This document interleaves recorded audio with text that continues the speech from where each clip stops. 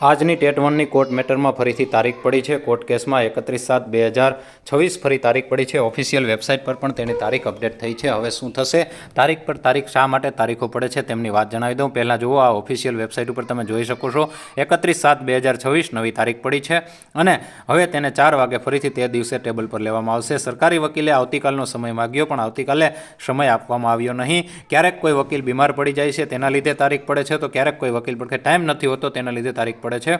જે વિડીયોનું આપણે દર વખતે શેરિંગ કરતા હતા મિત્રો, પણ સુપ્રીમ કોર્ટની ગાઈડલાઇન પ્રમાણે આ વિડીયો છે જે વકીલાતની જે શું ચર્ચા થઈ આપણે શેર કરી શકતા નથી, પણ સરકારી વકીલે કાલની તારીખ માગી હતી પરંતુ 31 તારીખ આપી છે।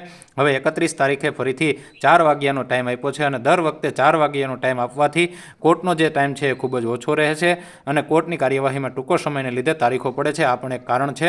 વારંવાર 4 વાગ્યાનો ટાઈમ આપવામાં આવે છે અને તેના લીધે કોર્ટનો ખૂબ જ ઓછો ટાઈમ રહે છે અને તેના લીધે પણ તારીખો પડે છે અને ક્યારેક વકીલોની ગેરહાજરીને કારણે તારીખો પડે છે, તો વકીલ પર ટાઈમ નથી હોતો। All in one knowledge and fun.